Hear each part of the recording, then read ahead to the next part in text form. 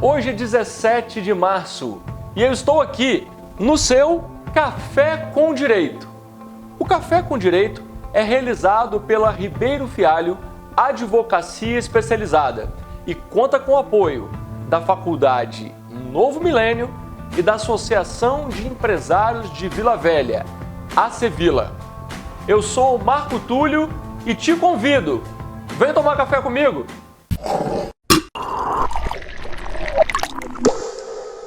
Olá, para você que não sabe, o Café com Direito é o seu encontro semanal com os gigantes do direito do Estado do Espírito Santo. É um encontro qualificado, voltado para profissionais, gestores e executivos. E hoje eu queria conversar sobre um tema muito importante e relevante para você que tem acompanhado as notícias dos últimos dias. Nós iremos conversar sobre a decisão do STF, que anulou os processos do ex-presidente Lula decorrentes da Operação Lava Jato. E para conversar sobre esse importante tema, hoje eu trouxe aqui o meu amigo querido, Dr. Jovassi, ele que é professor de Direito Penal, ele que é mestre em Direito Penal pela USP, é doutorando em Direito Econômico pela Mackenzie. Dr. Jovassi, muito obrigado pela sua participação, muito nos honra estar aqui no Café com Direito. Obrigado por estar conosco aqui, tratando desse tema tão importante, né?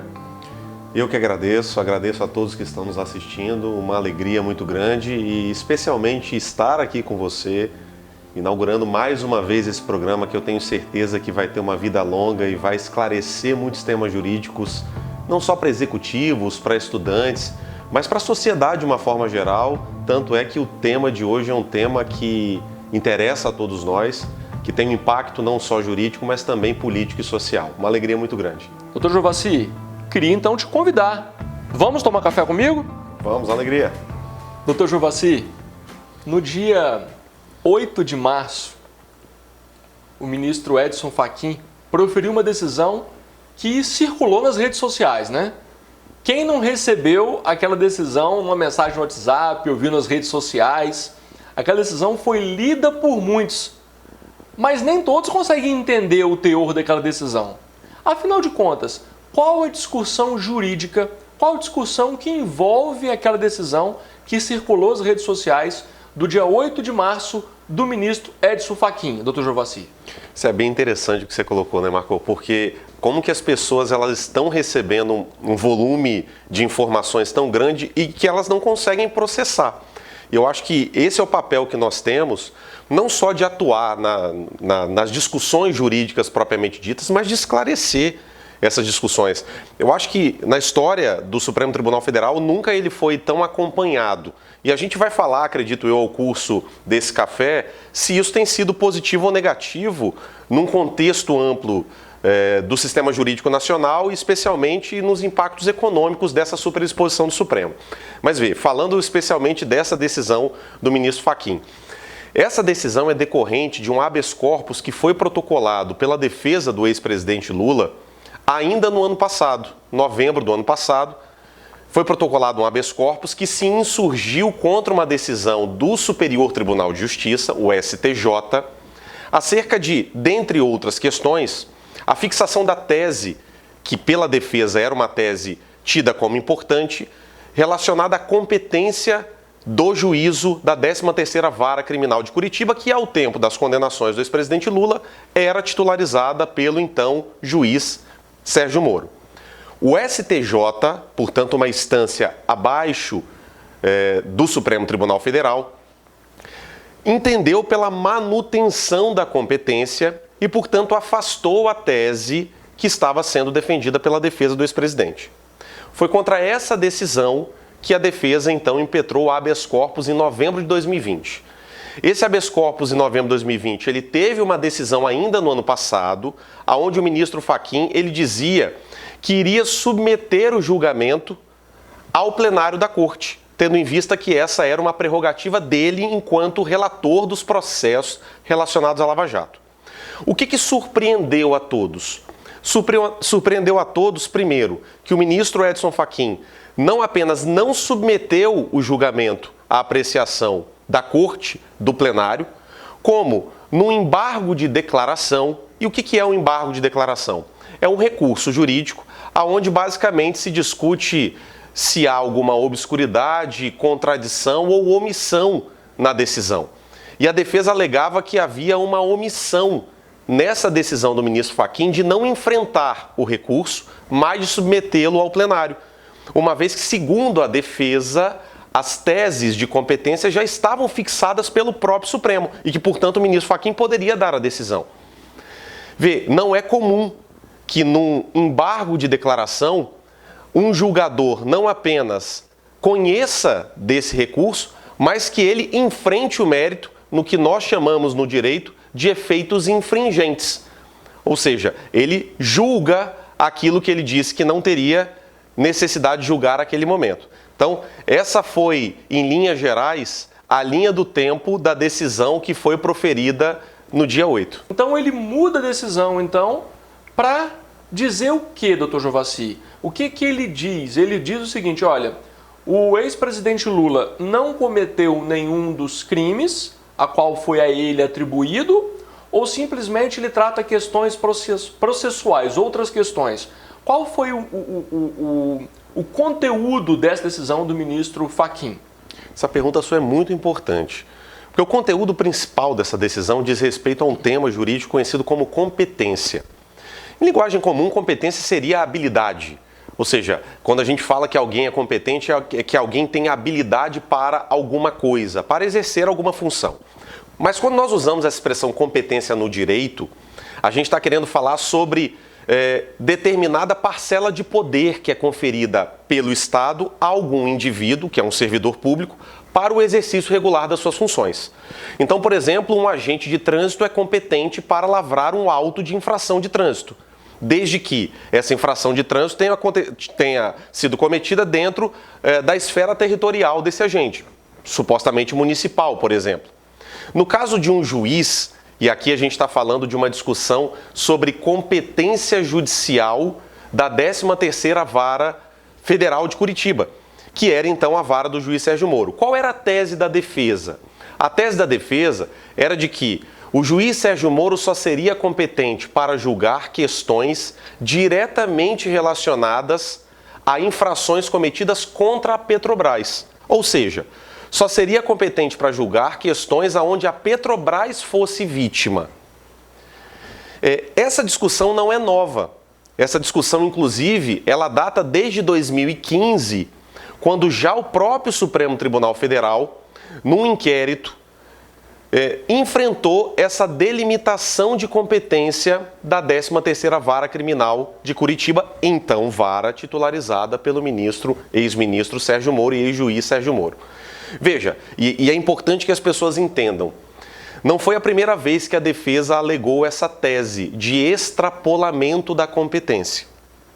O que a gente precisa deixar claro é que competência para o direito, ela basicamente, eu gosto muito aqui, Marco, de um autor que certamente você o conhece e quem estuda e gosta de direito processual o tem como referência, que é o professor Cândido Rangel Dinamarco, onde quando ele explica a competência no livro dele, Instituições de Direito Processual Civil, ele vai dizer que competência pode ser resumida num tripé, aonde esse tripé diz respeito à determinação, prorrogação e concentração. O que é determinação de competência? São as regras constitucionais e processuais que fixam a competência de um magistrado.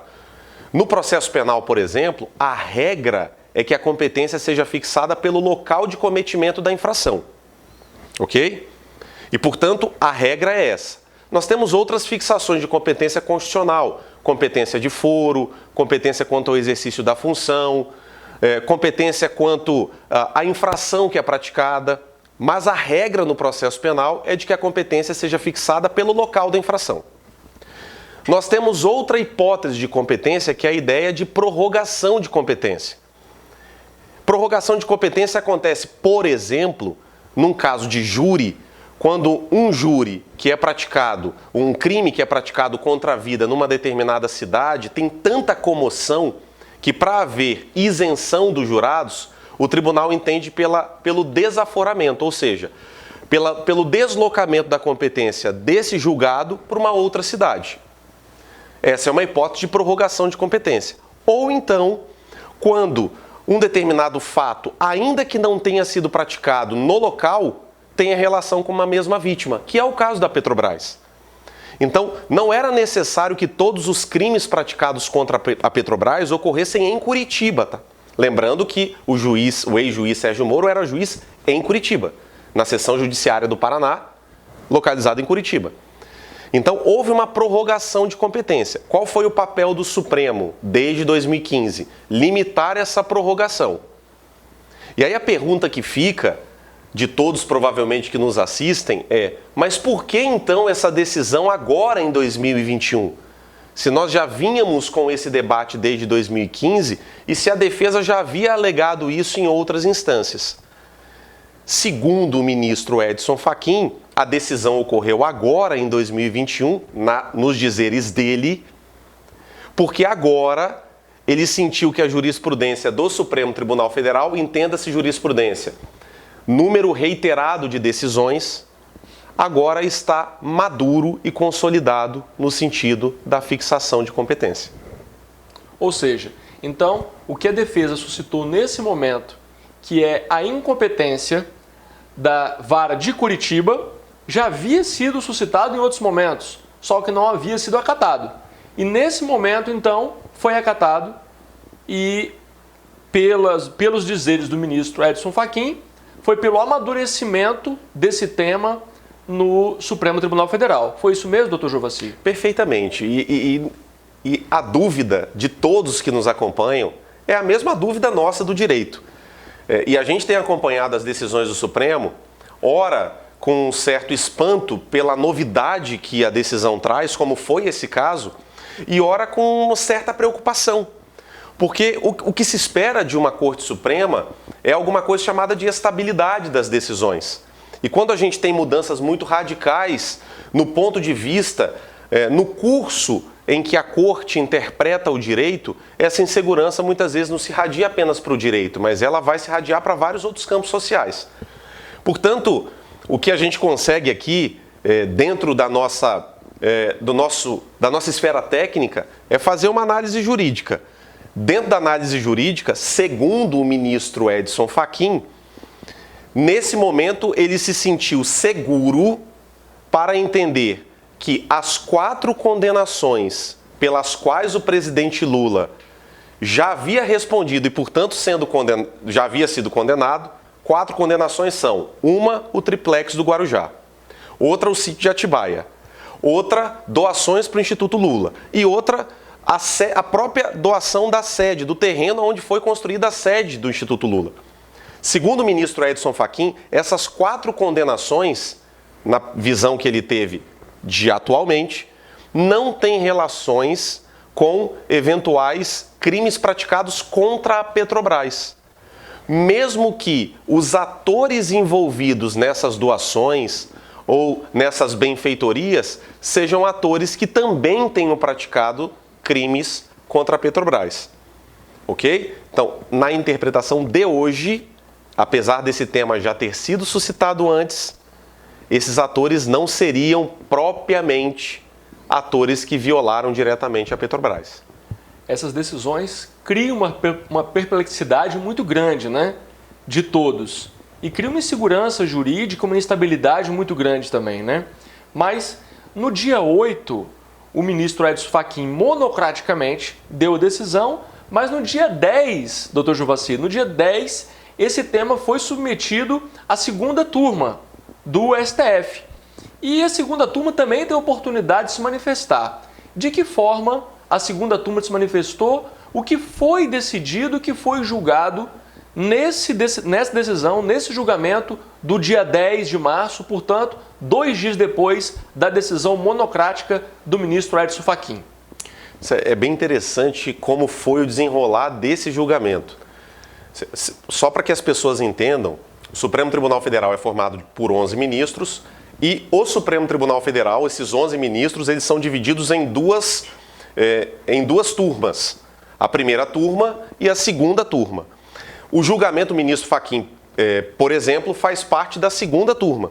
Segunda turma essa que é composta como presidente da segunda turma, o ministro Gilmar Mendes, e além do ministro Gilmar Mendes, nós temos a ministra Carmen Lúcia, o ministro Edson Fachin e o ministro Ricardo Lewandowski.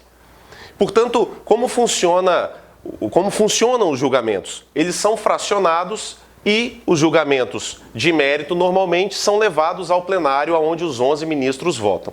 Nesse caso, o ministro Fachin, por uma decisão da própria segunda turma, iria apresentar o seu voto para a turma e o fez.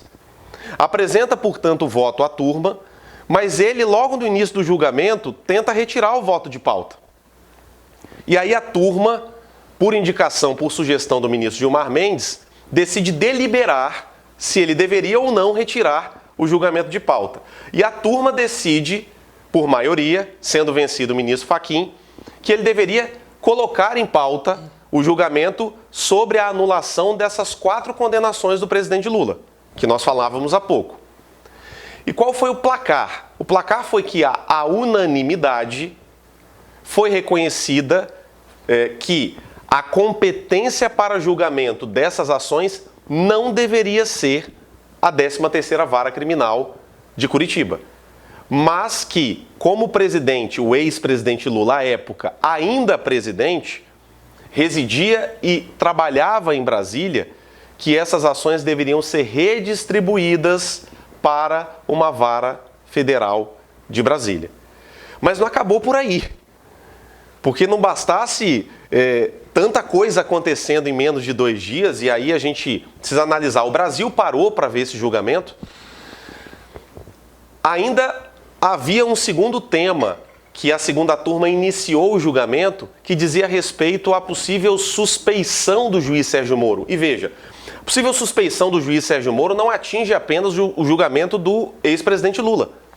Porque na medida, o que é a suspeição? A suspeição é uma pecha, é um defeito, digamos assim, jurídico, para aqueles magistrados, para aqueles servidores públicos que deles se esperam imparcialidade, mas que no caso concreto eles não tinham. E se eu considero que o ministro Sérgio Moro era suspeito para esse processo, eu posso sim interpretar que essa suspeição também atingiu a todos os processos que ele pode ter proferido qualquer tipo de decisão. E aí a gente tem um efeito cascata de um eventual reconhecimento da suspeição do ministro Sérgio Moro. Vê, neste ponto, nós temos atualmente, a segunda turma começou a julgar, e qual é o placar? Então, uma coisa foi o julgamento sobre a anulação dos processos do ex-presidente Lula, uma vez que esses processos não seriam da competência jurisdicional do ex-juiz Sérgio Moro. Processos esses foram anulados. Outra coisa é a possível declaração ou reconhecimento de suspeição do ex-ministro Sérgio Moro, que o placar está 2 votos favoráveis ao reconhecimento da suspeição, votos esses do ministro Gilmar Mendes e do ministro Ricardo Lewandowski, 2 votos contrários, votos esses do próprio ministro Edson Fachin e da ministra Carmen Lúcia. E como é que está o placar? O 5º ministro, que é o ministro Nunes Marques, o último inclusive a ingressar no Supremo Tribunal Federal, pediu vista. Então esse julgamento, sem dúvida nenhuma, pode ser decisivo para o rumo da Operação Lava Jato e os resultados que ela já adquiriu até então. Porque o que chama a atenção de muita gente, e que muita gente que acompanha aí o STF, sabe que o ministro Gilmar Mendes e o ministro Lewandowski, ambos, muitas vezes tiveram oportunidade de se manifestar contra a Lava Jato, em suas decisões, com críticas severas à Lava Jato e à atuação do ex-juiz Sérgio Moro. Mas o que chamou atenção foi uma decisão do ministro Edson Fachin, que em suas decisões até então não tinha se posicionado contra a Lava Jato. E as pessoas não conseguem compreender como essa mudança de postura repentina do ministro Edson Fachin. Então isso pode ser entendido como uma forma de poupar o restante da Lava Jato. Porque se ele não decidisse dessa forma, ou seja, não decidisse então pela mudança de competência, e ao decidir pela mudança de competência, doutor Jovassi, ele esvazia o objeto dos demais habeas corpus da Operação Lava Jato. extinguindo então aqueles habeas corpus e faz com que eles não sejam julgados e preserva então o restante da Operação Lava Jato. Então o que a gente pode entender, e isso me corrija se eu estiver errado, é que foi uma tentativa, uma interpretação nossa essa, do ministro Edson Fachin, então proteger o restante da Operação Lava Jato e por isso, quem sabe, essa decisão. Podemos entender dessa forma ou acha que não? Faz sentido essa interpretação? Eu acho que faz total sentido e, mais uma vez, a gente também está nesse esforço interpretativo de tudo que está acontecendo, porque é muito difícil a gente fazer análise ao vivo, especialmente quando a vida está acontecendo e a gente está vendo que o Supremo tem mudado muito seus pontos de vista de uma maneira muitas vezes súbita, mas o fato é que na semana passada o então Procurador da República, Deltan Dallagnol, que durante muitos anos foi o grande líder da Operação Lava Jato, ele deu uma entrevista dizendo que se o Supremo tivesse mais Fachins, a Operação Lava Jato teria uma sobrevida ainda maior. A considerar que essa fala prestigia o ex-ministro Fachin, vindo de um ator importante da Operação Lava Jato, faz todo sentido a sua fala,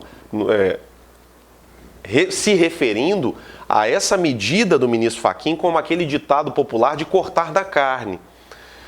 Cortar na carne no sentido de reconhecer a nulidade das condenações do ex-presidente Lula, e como você muito bem colocou, porque o então ministro Fachin, ele coloca isso no voto, que ao reconhecer a nulidade dessas 4 condenações do ex-presidente, e parênteses importante, e ao reconhecer essas nulidades já o torna elegível novamente, ele coloca no seu voto, na sua decisão, que a discussão sobre a suspeição do ex-ministro Sérgio Moro perderia objeto. Se nós entendermos que, ao se manifestar pela perda do objeto de uma discussão que pode afetar outras condenações, ele sim está tentando preservar não apenas o ex-ministro, mas também o próprio desenrolar da operação, eu acredito que a sua conclusão é verdadeira. A gente tem elementos para dizer que foi essa a intenção? Não, a gente tem algumas pistas, tal como essa entrevista do então Procurador da República, Deltan Dallagnol, e inclusive o ex-ministro Sérgio Moro, por meio do seu Twitter, na semana passada, também fez um aceno favorável à decisão do próprio ministro Edson Fachin, reconhecendo que o que ele julgava era uma questão processual, diferentemente daquilo que ele não julgou, que seria a suspeição do próprio ex-juiz Sérgio Moro, que aí sim seria uma questão subjetiva que poderia afetar todas as decisões que foram encabeçadas e levadas a efeito pelo então juiz Sérgio Moro. O doutor acha que a Justiça do Distrito Federal irá convalidar esses atos instrutórios e decisórios ou não? Qual a sua opinião em relação a isso? Veja, eu só consigo dar uma decisão mais consistente sobre essa provocação sua, que é muito relevante, a partir do momento em que for concluído o julgamento acerca da suspeição ou não do juiz. Porque se nós fizermos uma análise acerca da possibilidade de que seja reconhecida a suspeição e, portanto, a parcialidade do juiz, e é bom que a gente coloque isso para todos que nos acompanham, a parcialidade, ou na verdade a imparcialidade, é um substantivo da jurisdição. Então pressupõe-se que todo magistrado seja imparcial. No momento em que um órgão judicial, como o Supremo Tribunal Federal, que está no topo da estrutura judiciária brasileira, eventualmente reconhecer que houve a suspensão do juiz e, portanto, a sua parcialidade, nós perdemos a substância da imparcialidade jurisdicional e, portanto, todos os atos serão imprestáveis. E isso, consequentemente, vai fazer com que um eventual processo tenha que começar literalmente do zero, numa produção inaugural de prova. Agora, considerando que a suspeição, a tese da suspeição do ex-ministro e ex-juiz Sérgio Moro não prospere no Supremo. Não prosperando no Supremo, a gente vai ter uma discussão que vai ser um trabalho de fôlego desses magistrados que forem designados por meio de sorteio de distribuição a estarem à frente desse processo, de avaliar casuisticamente quais são os atos instrutórios que podem e quais não podem ser utilizados. Porque, eventualmente, se utilizar um ato instrutório que possa ter a mácula da nulidade, isso pode inviabilizar uma futura decisão. Então, não é uma discussão simples. Aquele que ficar responsável por esse processo terá um trabalho de saneamento, que é uma expressão também processual, que é um trabalho de verificação daquilo que pode ser utilizado e que pode ser aproveitado para aquilo que já não pode mais ser aproveitado. Ou seja, o que nós temos hoje é o seguinte: já está definido então que a competência sai de Curitiba e vai para o Distrito Federal. Com isso, nós temos a nulidade desses processos e a possibilidade do ex-presidente Lula então se candidatar nas eleições de 2022. O que nós não temos ainda definido é se as provas produzidas e as decisões proferidas em Curitiba podem ou não podem ser aproveitadas pelos magistrados do Distrito Federal.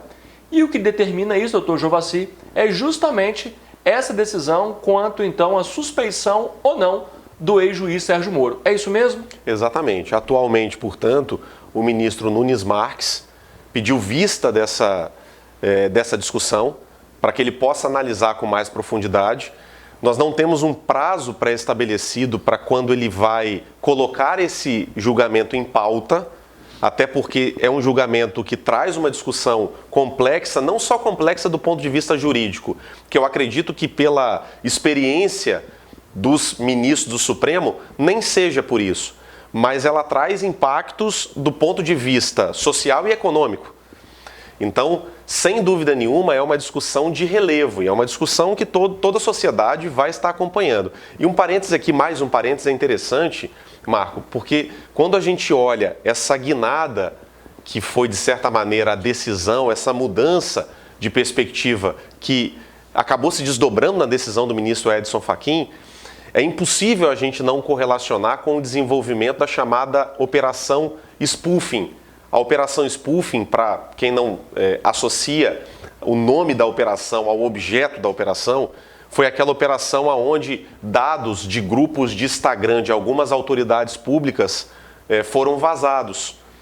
Então, esses episódios geraram um inquérito para se apurar as causas do vazamento e os autores do vazamento. Esse inquérito tramita no Supremo Tribunal Federal, porque, inclusive, ministros do STJ tiveram, não apenas integrantes da Força-Tarefa da Lava Jato e o ex-ministro Sérgio Moro, mas várias outras autoridades públicas, incluindo o presidente da República, tiveram mensagens de aplicativos de mensagens instantâneas divulgados para o público.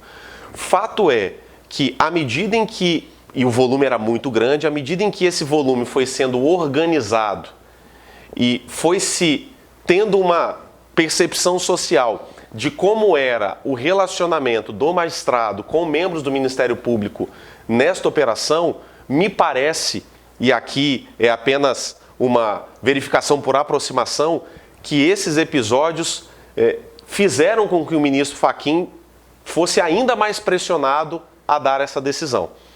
Então, não acredito que veio uma decisão totalmente inusitada, porque o ministro Fachin ele tem um perfil muito comedido, um perfil, de certa forma, de alguém que avalia muito bem as decisões. Então, não acredito que tenha sido uma decisão de súbito, senão que uma decisão contextualizando com esse cenário de outras operações acontecendo. Gostaria de fazer uma pergunta, então, voltada aí não só para o direito, mas também para a área da economia.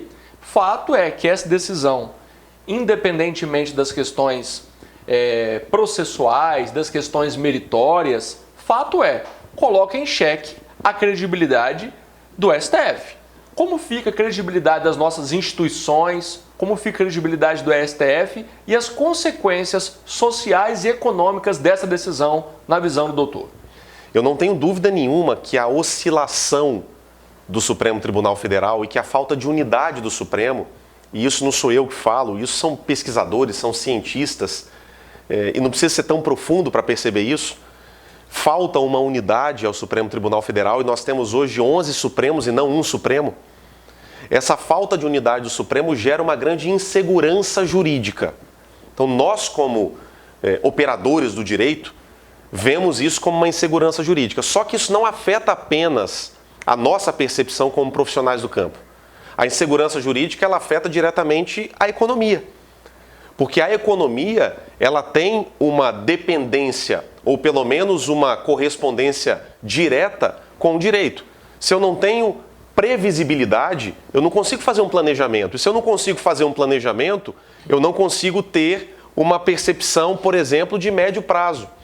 Seja para o investimento, seja para o estabelecimento de linhas de crédito, para aquisição de investimentos internacionais. Então, essa percepção de insegurança, ela não afeta só o brasileiro. Ela afeta especialmente o mercado internacional.